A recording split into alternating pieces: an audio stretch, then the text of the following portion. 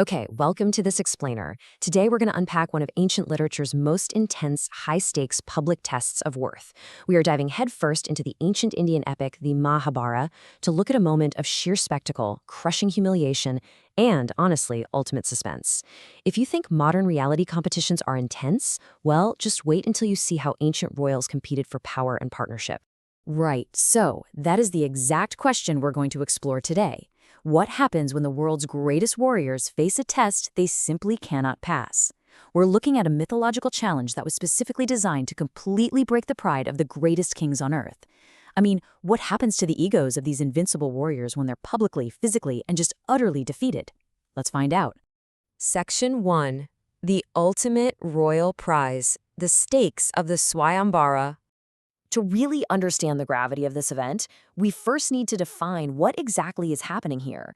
A Swayamvara was this fascinating ancient practice where a royal maiden chose her husband from a massive gathering of suitors, usually through a really grueling physical trial. So this frames the event as not just a marriage market, right? It's the ultimate public stage for honor, diplomacy, and absolute power.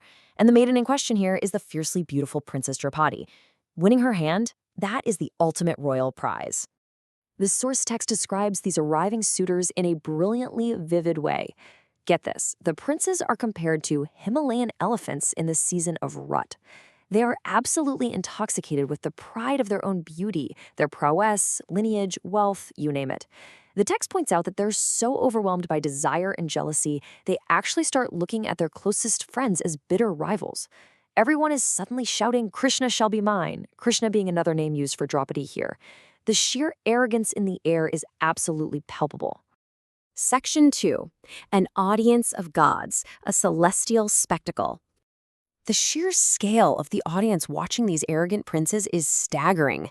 It's not just the local nobility showing up. Literally all of heaven and earth is watching. We have a VIP spectator list that reads like a who's who of the cosmos. Celestial gods like the Rudras and Adityas, divine beings like the Nagas and Gandharvas, and the great Lord Krishna himself is there, watching quietly with the Yadava tribes. But here is the crucial part of our story.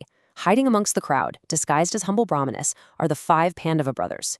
The text beautifully describes them as looking like fire covered with ashes.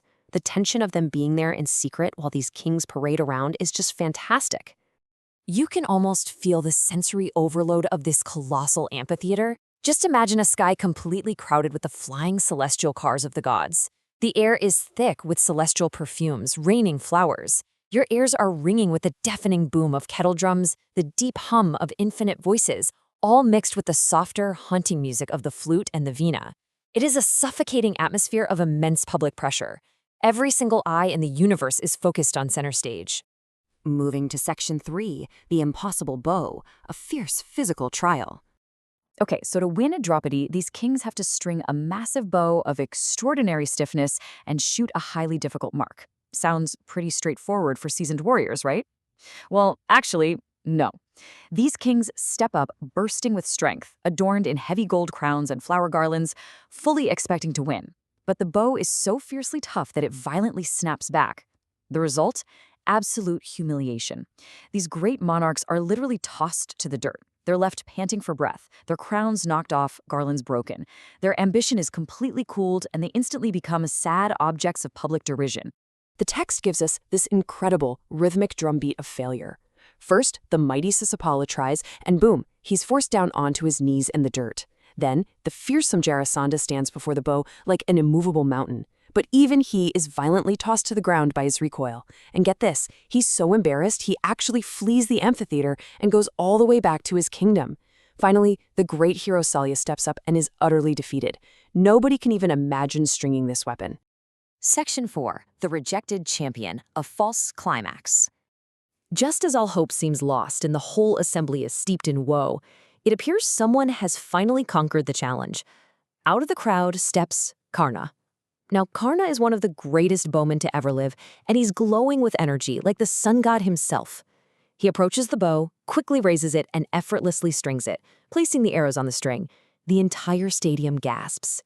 Even the disguised Pandavas watch in total awe, believing the impossible mark is as good as shot. The invincible challenge has been beaten. But then, out of nowhere, we hit the crucial point, a devastating one-line rejection from the bride herself, Draupadi. Just as Karna is about to loose the arrow and claim his prize, she speaks up loudly for the whole stadium to hear. "I will not select a Suta for my lord." Now, a Suta refers to his adopted lineage, a charioteer caste, which she deems completely unworthy of her royal status. It is a massive, incredibly public social rejection. It completely freezes the action and just instantly nullifies his physical victory. Ouch, right? The sting of this public dismissal in front of all those gods, kings, and celestial beings is profound. Karna laughs in bitter vexation. He casts a glance up at the sun, who, secret to the crowd, is actually his divine father, and he just throws the fully drawn bow aside. He voluntarily withdraws. His immense skill is rendered entirely useless by social prejudice. And so the great bow sits there in the dirt, undefeated, once again. And that brings us to Section 5, a disguised hero, the grand finale.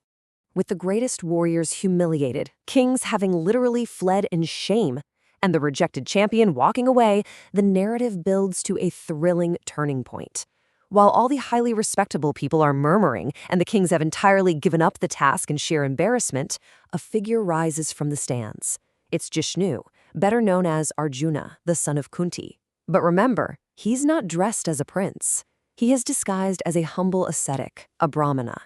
He quietly walks past the defeated royalty, approaches the unconquered bow, and calmly places his hands upon it. So, can a humble-looking ascetic succeed where the wealthiest, strongest, most arrogant monarchs on the planet have been tossed into the dirt? Think about it. How will these humiliated kings react if a supposed commoner outshines them all in front of the gods? It is the absolute perfect cliffhanger. It leaves us questioning the true nature of power, of worthiness, and destiny. It definitely makes you want to explore the rest of this epic story, right? Thanks for joining me on this explainer, and keep questioning the world around you.